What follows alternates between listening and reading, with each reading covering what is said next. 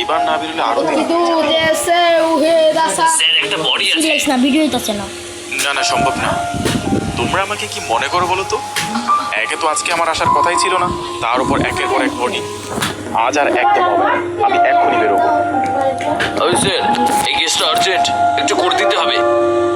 না না, একদম না, আমি এক্ষুনি বেরোবো। আমি ডাক্তার জামাদের কাছে ডিউটি হ্যান্ড ওভার করে দিয়েছি, এখন সব কিছু উনিই দেখবেন। এটা স্পেশাল কেস স্যার। ওহ বাবা, কিছুই করার নেই তাহলে, দেখেই যেতে হবে। তা কি কেস শুনি? অ্যাক্সিডেন্ট, এটাই বললেন। এই রে, রায়না ফোন দিচ্ছে, এবার সত্যিই রেগে যাবে। হ্যালো, আর 2 মিনিটের মধ্যেই যাচ্ছি। হ্যাঁ হ্যাঁ, আচ্ছা ঠিক আছে, আমি রিপোর্ট করে দিচ্ছি।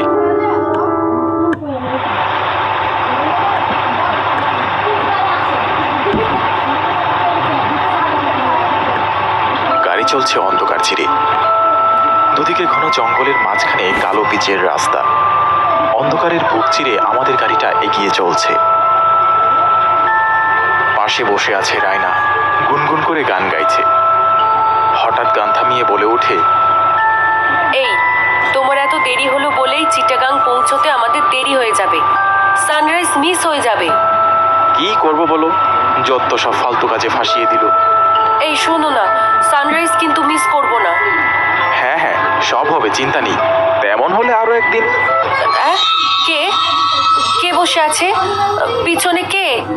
রায়না হঠাৎ রিয়ার ভিউ মিররের দিকে তাকিয়ে চিৎকার করে উঠল। আমি সঙ্গে সঙ্গে পিছনে ঘুরে তাকালাম, কিছুই দেখতে পেলাম না।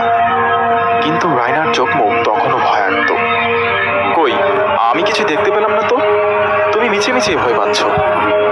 না, বিশ্বাস করো, আমি দেখলাম ব্যাক সিটে যেন কেউ বসে আছে। আচ্ছা ঠিক আছে, আমার মনে হয় তোমার রেস্ট দরকার, ঘুমিয়ে নাও। এখনো ঘন্টাখানেকের পথ বাকি আছে, সকালটা আমরা একসঙ্গে দেখব।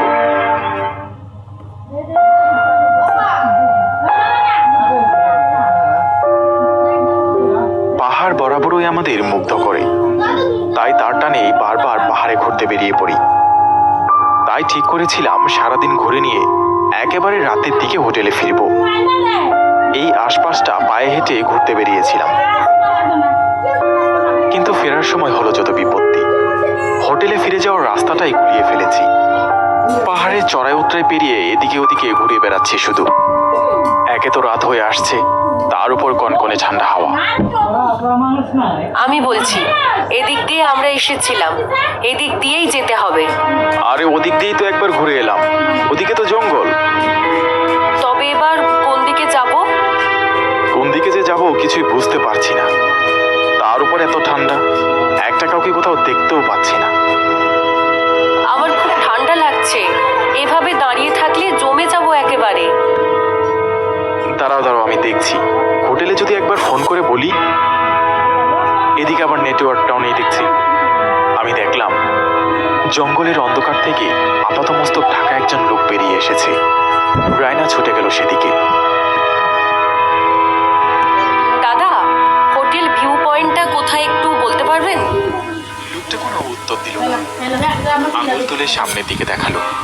ওই তো, উনি বলছেন সোজা চলো, আর একটু হাঁটলেই হয়তো পৌঁছে যাব। কিন্তু ওদিক থেকেই তো এলাম। আরে উনি লোকাল লোক, বলছেন যখন একবার গিয়েই দেখা যাক। আর কথা না। এমনিতেও সন্ধ্যা হবে হবে প্রায়, তাই সোজা পথে হাঁটতে শুরু করলাম। চারিদিকে পাখির ডাক আর শীতের নীরবতা, আমার প্রাণ প্রায় জুড়িয়ে আসছিল। আমরা দুজন মুগ্ধ হয়ে পথ দিয়ে হাঁটছিলাম। দুজনেই প্রকৃতির মাঝে এতটাই তন্ন হয়ে গিয়েছিলাম যে হাঁটতে হাঁটতে কখন যে একেবারে খাদের কিনারায় এসে পড়েছিলাম বুঝতেই পারিনি। খাদের নরম পাথরে পাটা ফসকে যাচ্ছিল প্রায়। রায়না চিৎকার করে উঠল, আবিদ সামলে! ততক্ষণে আমার পা ফসকে গেছে। রায়না ছুটে এসে আমার হাত ধরে টানতে টানতে কোন রকম খাদ থেকে সরিয়ে নিয়ে গেল। আকাশ বাতাস কম্পিত করে একটা হাসির শব্দ কানে এলো। কে হাসছে? জানি না, কিছুই বুঝতে পারছি না। আমার খুব ভয় করছে আবিদ, এক্ষুনি আমি তোমাকে হারাতে বসেছিলাম। না না, এভাবে বসে থাকলে চলবে না, আমাদের কিছু একটা ব্যবস্থা করতেই হবে। হঠাৎ ধরে একটা আলোর আভা থেকে উঠে দাঁড়ালাম। একটা গাড়ি আসছে এদিকে। রায়না ছুটে গেল সেই গাড়িটার দিকে। দাদা, আমরা খুব বিপদে পড়েছি, আমাদের একটু সাহায্য করে দিন। হোটেল ভিউ পয়েন্ট যাব। ঠিক আছে, উঠে আইন। অনেক হয়েছে, এবার ফিরে যাই। আরে কি সব বলছো? কতদিন বাদে ঘুরতে এলাম আর এভাবেই চলে যাব? আজ এক্ষুনি যে বিপদের মধ্যে পড়েছিলাম, আবার কে? আমি দেখছি। দরজা খুলে দেখি হোটেলের ম্যানেজার দাঁড়িয়ে আছেন। বললেন রবিতে কোনো একজন রিপোর্টার এসেছে, আমার সাথে কথা বলতে চায় এই আজকের এই ঘটনা নিয়ে। ইচ্ছা ছিল না, তার ওনার সঙ্গে গেলাম। ম্যানেজার বললেন বাইরে বসে আছে। আমি এদিকে ওদিকে তাকালাম, কিন্তু কাউকে দেখতে পেলাম না। চলেই আসছিলাম, তখন দেখি বাগানের মধ্যে চেয়ারে কেউ একজন বসে আছে। আমি এগিয়ে গিয়ে বললাম, আপনি কি আমার জন্য অপেক্ষা করছেন? অন্ধকারে লোকটাকে দেখা যাচ্ছিল না। বুঝলাম গায়ে শাল জাতীয় কিছু একটা চাপা দেওয়া এবং মাথায় টুপি। লোকটা মাথা নাড়ালেন, কোনো উত্তর দিলেন না। আমি কিছুটা বিরক্ত হয়ে প্রশ্ন করলাম, আপনি কি কিছু জিজ্ঞেস করবেন?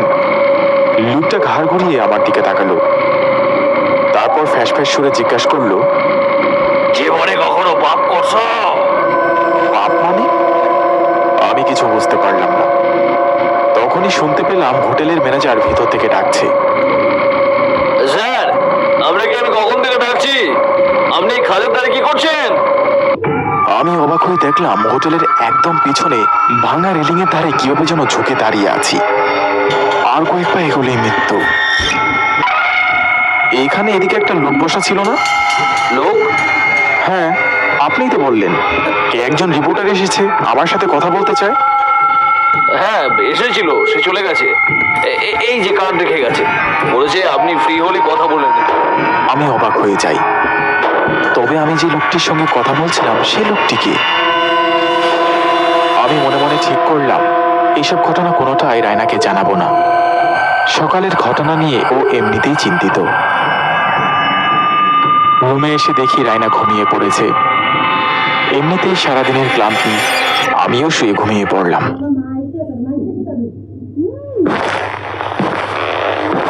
এই ওঠো, শুনছো?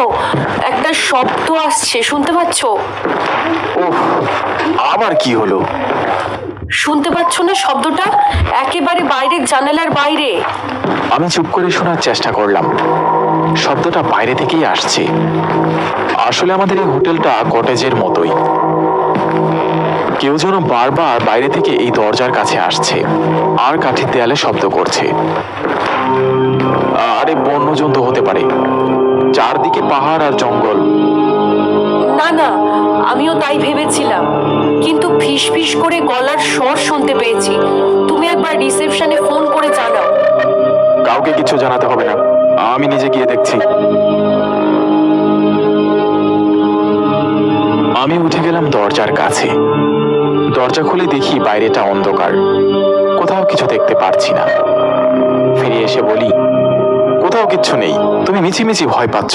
তার সঙ্গে সঙ্গে আলো নিভে গেল, সারা ঘর অন্ধকার। আবিদ, আবিদ, তুমি কোথায়? আমি এখানে, তুমি ভয় পেও না, আমি আলো খুঁজছি। আমি পরিমরি করে ঘরের আলো খুঁজতে লাগলাম, কিন্তু কোথাও কিছু খুঁজে পেলাম না। কিন্তু সেই অন্ধকারের মধ্যেই একটা ঠান্ডা শীতল স্পর্শ আমাকে কাঁপিয়ে দিয়ে চলে গেল, আর সঙ্গে সঙ্গে ঘরের সব আলো জ্বেলে উঠল। রায়না ছুটে এলো এদিকে। তুমি ঠিক আছো? হ্যাঁ, আমি ঠিক আছি। কি যেন একটা সরে গেল না? কি সরে গেল? দেখতে পেলাম না তো। দেখো আবিদ, আমি এখনো বলছি, এখান থেকে চলো, চলে যাই। এবার আমি আর রায়নার কথায় না করতে পারলাম না। হোটেলের সব বিল মিটিয়ে আমরা সকাল সকাল বেরিয়ে গিয়েছিলাম। ইচ্ছা ছিল রাতের আগেই বাড়িতে ঢুকবো, কিন্তু ইচ্ছে থাকলেই সব হয় না। পাহাড়ের পাকদণ্ডি ঘিরে যখন আমাদের গাড়িটা নামছে, তখন হঠাৎ একটা বিকট শব্দ। কি হলো? গাড়িটা কিছুতেই স্টার্ট নিচ্ছে না। দাঁড়াও, আমি দেখছি বিষয়টা। কোথায় প্রবলেম? কোথাও কিচ্ছু নেই, কি যে